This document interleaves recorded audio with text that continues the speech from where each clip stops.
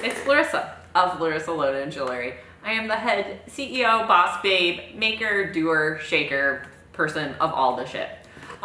So I'm here to talk to you today about how we got to this crazy point today, Larissa Loden Jewelry.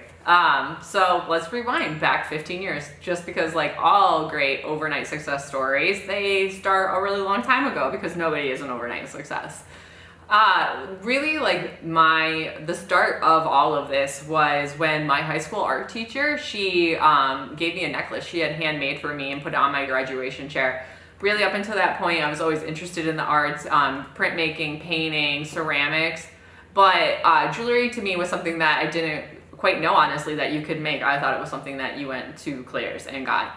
And so it really kind of opened up this whole world to me that you could make art that you could then wear as a form of self-expression. And that really like just kind of opened up these whole doors. Fast forward to a couple months later, I moved to Minnesota from upstate New York because, you know, I followed a boy and I was 18. Don't pass judgment.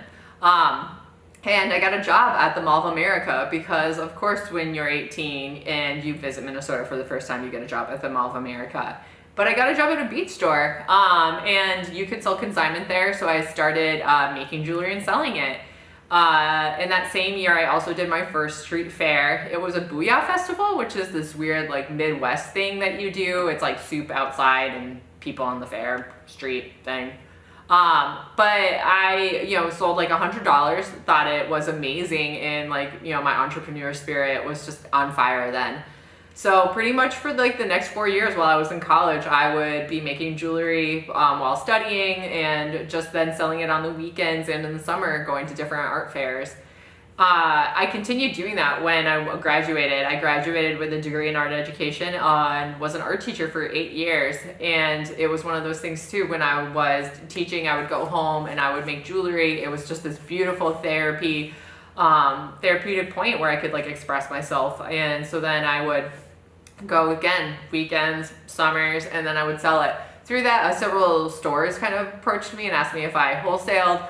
I knew enough from growing up at my parents' gift store what wholesale was, and so I was like, yeah, of course, and they're like, send me over the line sheet, and I was like, of course I will, and quickly went home and tried to make one of those and send it over to them, photography and everything.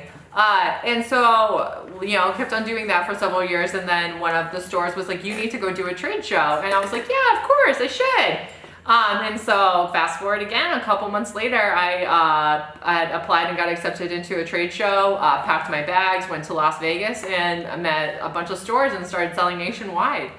After that, that was kind of what I did for several years. I taught, I then had 2 employees, and I was running my business and then teaching, and honestly, like just going 100 miles a minute.